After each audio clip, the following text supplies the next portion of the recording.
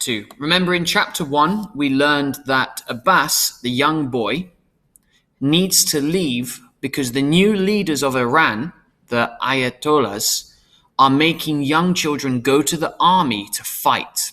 Now, there is a war between Iran and Iraq. Okay, so this is Iran, Tehran, where Abbas and his family live. And this country, Iraq, those two are having a war with each other. So in Iran, they're making young children go to fight, which means that his family is trying to save him. So we have Abbas, the person telling the story, the young boy. We have Mamanjun, who is Abbas's grandmother. We have Baba, whose real name is Karim, which is Abbas's dad. And we have Marzea, which is Abbas's mother. Sometimes he calls her Maman, which means mother. So remember, Abbas has to leave to Istanbul in Turkey to try and survive. Chapter 2, page 18. When I woke up later and strolled into the kitchen to get some breakfast, I saw my mother sitting alone at the small wooden table that was like an island in our large, mostly empty kitchen. I could see she had been crying, but she smiled when she saw me.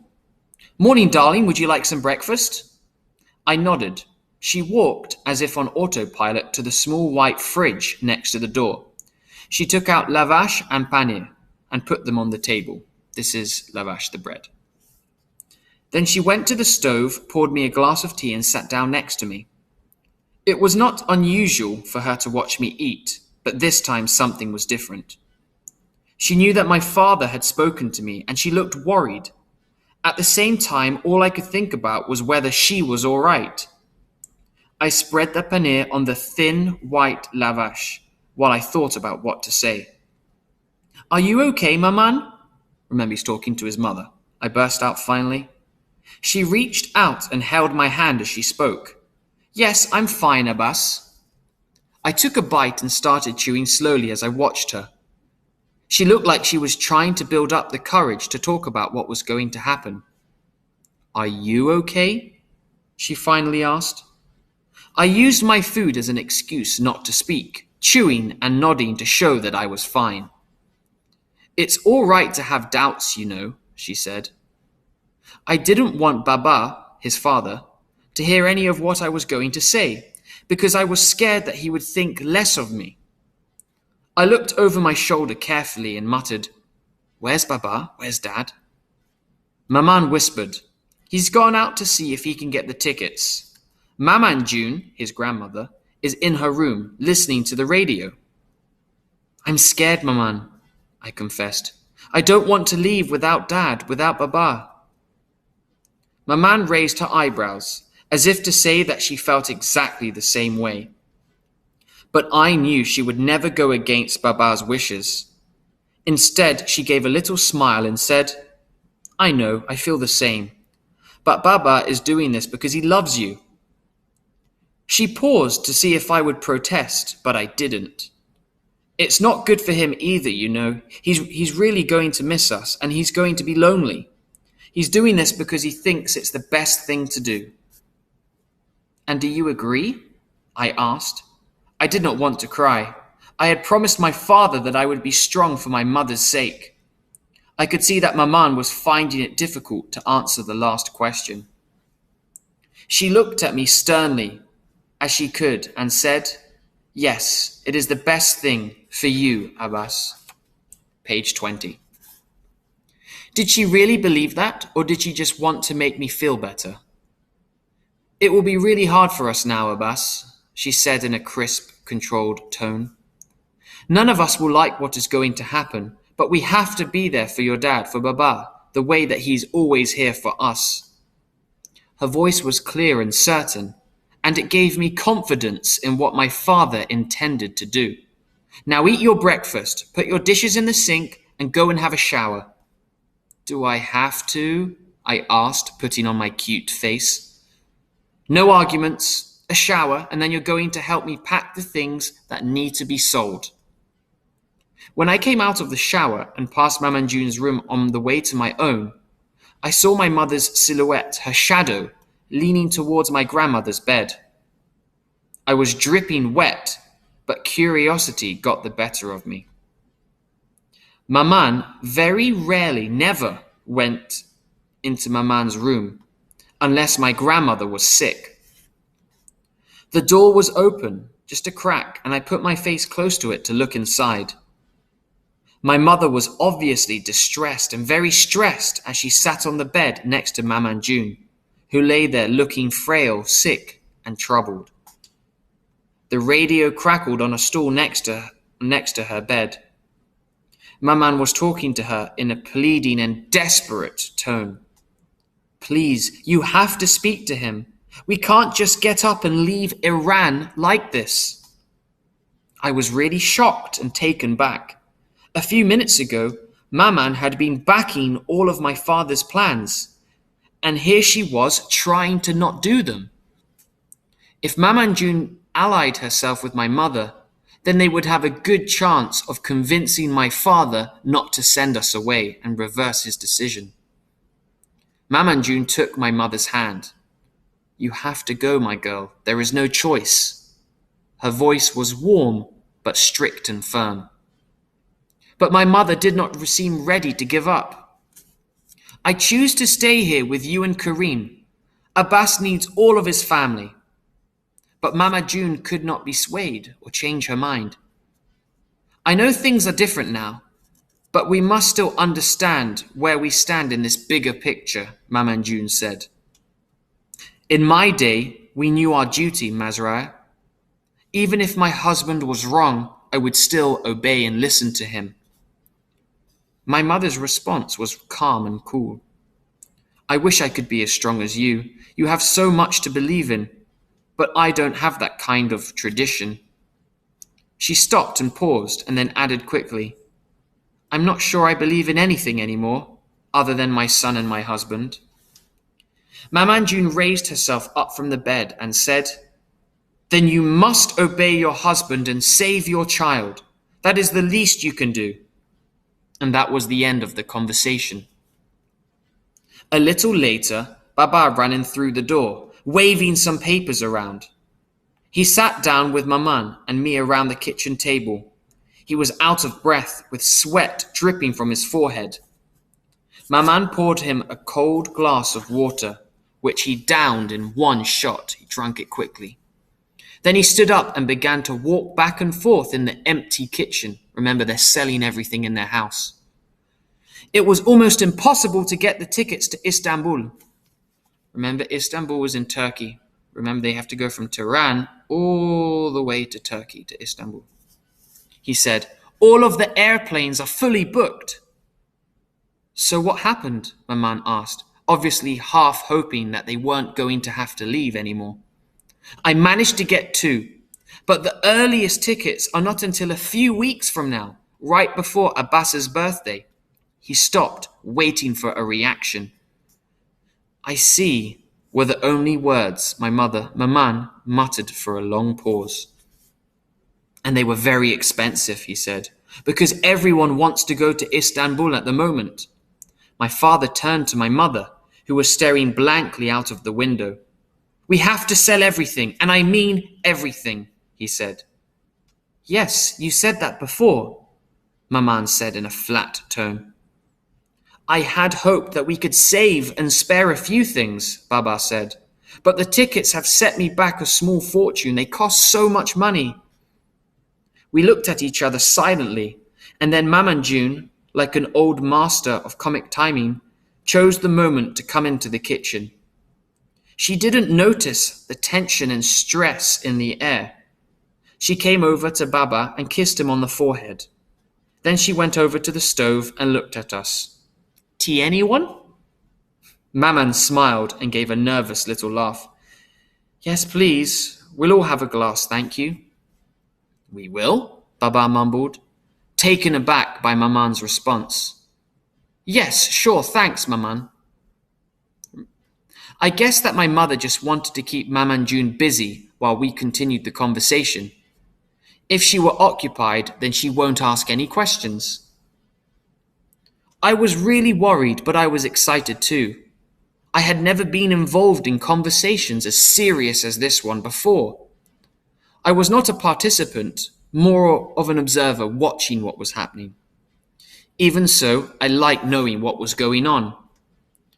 Baba wiped his forehead and said, "You need to have as many dollars as we can get our hands on." "I can get a job," I offered. I meant it too. I had always wanted to make my own money. In fact, all my spare time went into working out how I was going to make more money than the week before. Apart from the little jobs I got in local stores, I would go to weddings with my parents and pick up coins and notes that were thrown at the bride and groom. I would collect and collect until my pockets were full of money, and then ask my father to let me put my money in the car so that I could gather more.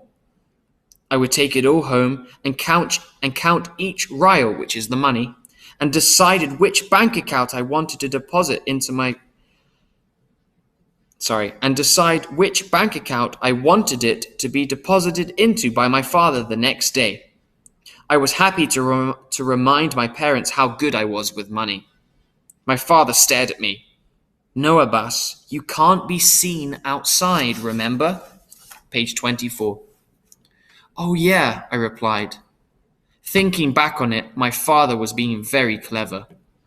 He didn't use the fact that I was too young to work as a reason, but rather a technicality which made me feel better about myself. Once again, he fooled me, and he even brought a little smile to my mother's face. The next morning, I thought I was going to get to sleep in, but my mother woke me up at the usual time. She tapped me on my shoulder. "Come on, Abbas, time to get up." "I'm not going to school, remember?" I muttered sleepily. "Yes, but you have to help me pack things," she said. "Don't think you can get away without doing anything, you little monkey." "Ah," I groaned. "Do I have to?" "Yes, you do. Now get up and get washed," she said firmly. "We've got a long day ahead of us." There was no point in arguing, and I knew it. So up I got, stumbled into the bathroom, and took a shower. I couldn't believe how fast things were moving. I thought that because I wasn't going to school, things would move more slowly, and I would be bored at home. Instead, the preparations kept me busy every minute, especially because of my father's thoroughness. He was trying to foresee and expect every scenario that could possibly happen. After breakfast, Baba, remember Baba is his dad, asked me to empty my desk and put everything into a cardboard box. Off I went to my room, where I opened up the lid of the desk. Remember, his desk has a hiding spot that he loves? It was surprising what I had collected and forgotten about. A lot of the things inside were a mystery, and as I looked through them, it was like finding them all over again. Pens I had thought that were lost, stones I picked up on travels with my parents, things I had made, and even photographs of my family. It was strange. Suddenly, I didn't want to empty my desk. The items I was putting in the box to be taken away had been almost worthless, worth nothing the previous day, but now they seemed to mean everything. They were priceless. These were the only things that I had, that I possessed. It was a frightening and sad realization. I wasn't even sure what I would be allowed to keep in the end. Did they want my desk or the things inside, my belongings?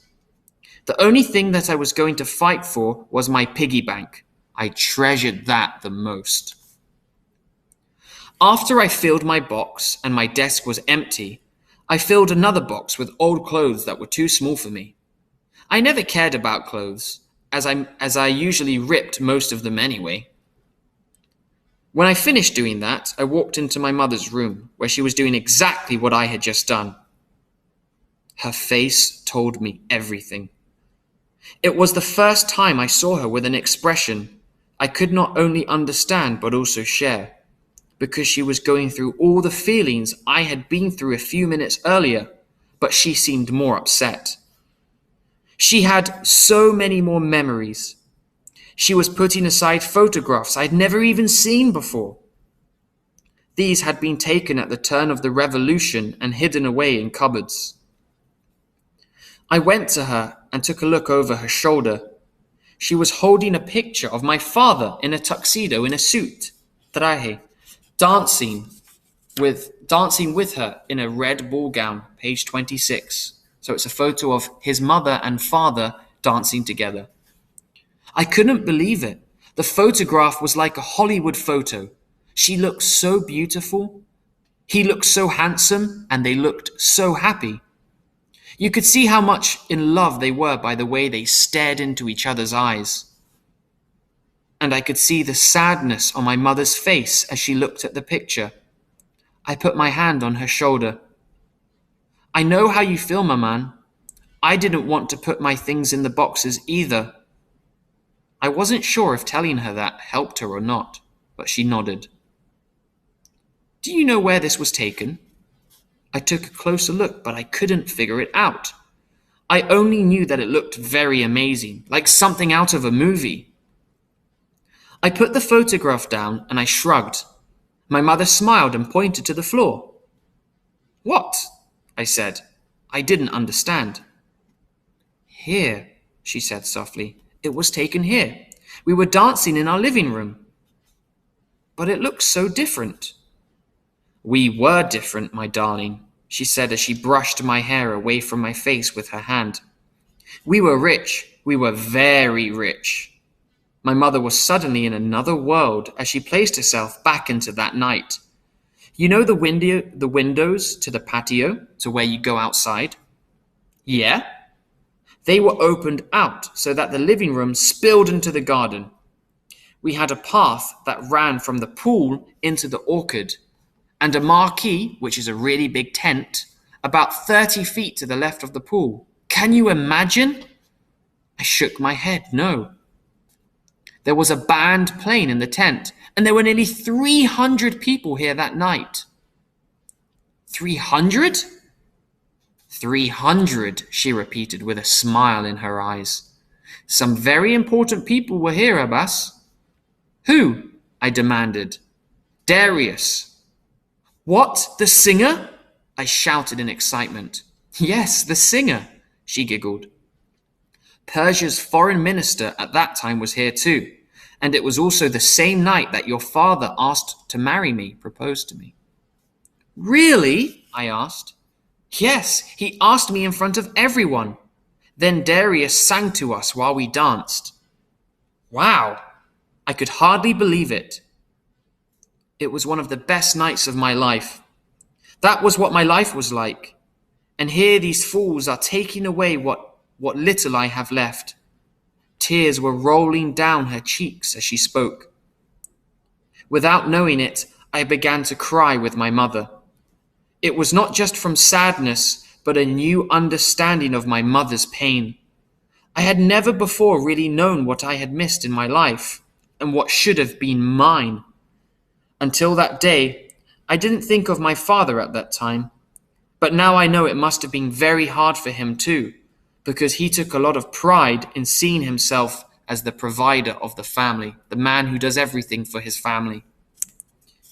He always told, page 28, he always told me that, ultimately, you have to be responsible for your situation. I can only imagine that by losing everything he must have, lost face in his own eyes. Over the next few weeks, my father gave my mother and me lessons about the do's and don'ts in Istanbul. Remember, it's a different country. They're going to Turkey. He had spoken to his friends who lived there or traveled there on business. These lessons were pretty informal until a few days before we were to leave.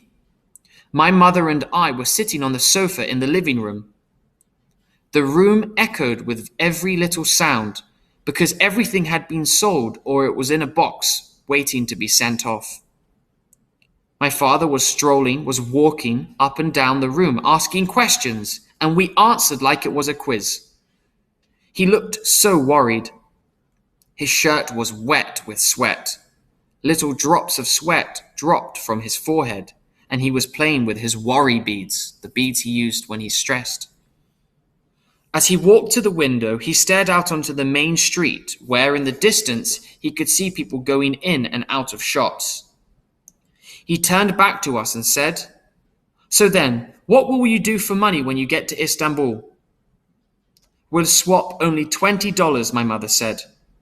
Why only 20? I drawled out the answer in a way that showed I was bored. Because we can get a better exchange rate on the black market. Don't act smart, Abbas, he snapped. This is for your own good. I was shocked at his reaction and shut up quickly. My mother reached out to comfort me silently while my father carried on. He's teaching them about Istanbul, remember. And then, what do you do after you've swapped your $20? He asked in a softer voice. I think he could tell that he had overreacted. We get a taxi and we check out the hotels that your friend is going to suggest. And we choose the best one for us. My mother replied like a good student who had learned her lesson well. Yes, I'm calling my man in Istanbul tonight to get the names of the hotels, he said. Remember that these hotels will be where a lot of Iranians congregate and go together. Be polite and nice to them, but not too friendly. If other Iranians, so people from the same country as them, are around, the locals won't try to rip you off, as it will seem like you know your way and that you know the rates. He paused as if he was trying to think of what else he could ask. It came to him. What should you try to avoid and not do? We should use the buses rather than the taxis, as they're a lot cheaper, I said quietly. Good. What else? We should avoid going out at night, I said more confidently. I think my mother was bored with this now, but she kept quiet. And? We shouldn't tell anyone how much money we have, I continued. Page 30. That's very good, Abbas. Thank you, Baba. Try not to eat out as it's too expensive. And we don't know how long we're going to be there. I know, Baba. Right, he said. Good boy. And Baba? Yes, he replied. We shouldn't ask favors of anyone unless it's an emergency, because they will expect a bigger favor in return, I said, trying to show off my good knowledge. Good lad, you're learning fast. As he said that, a blue van drove down our street and stopped outside the house. Ah, here they are. The last of the boxes are going. My father went to the door and opened it to let in two strangers. They were younger than my father, both with beards, wearing grey suits with shirts but no ties. They followed Baba into all of the rooms, looked at what they could take, and then they proceeded to choose what they wanted. They kept coming in and out of all the rooms, carrying away boxes, figurines, paintings, pots and pans, until they reached us in the living room. The television had already gone. The only thing that remained was the sofa we were sitting on. Nobody had to say anything. My mother and I got up automatically.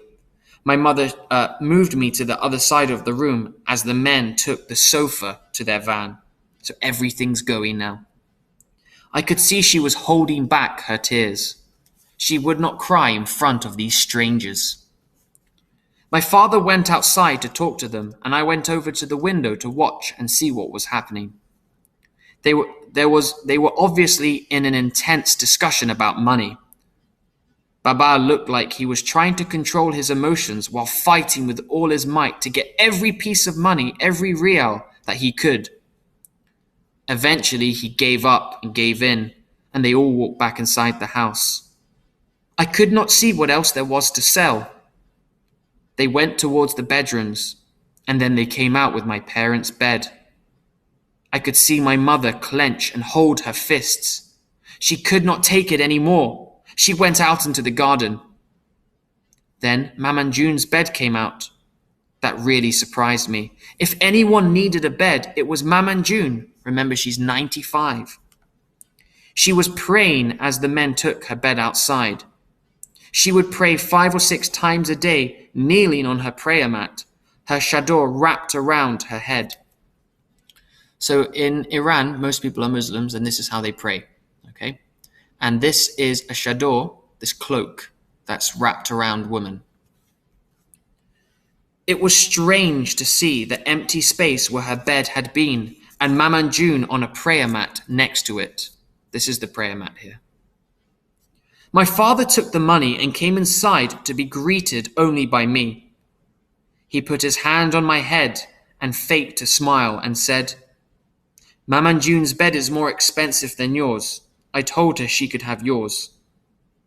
Sure, Baba, I like sleeping on the floor anyway, I said with my own fake smile, trying to make him feel better. It's good for your back. You're a good boy. Page 32. Baba, come with me, will you? Can it wait? He asked. It's important, I said. It will only take a few minutes. He nodded, and so I took him to the garden and through to the orchard. I found my special tree and began to dig under it. What are you doing? He asked. Wait a second, Dad, Baba, I said. I dug hard until I got to the plastic bag that I had hidden. In it was my piggy bank and the account books for my 3 savings accounts. I handed it to him.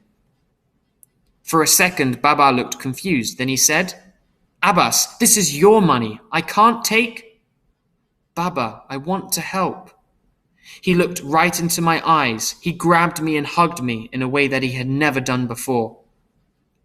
He then kissed me on the head and said, Thank you, Abbas. Wow, what a sad way to end the chapter. So this chapter was mostly about them selling everything and how hard of a decision it is for his family.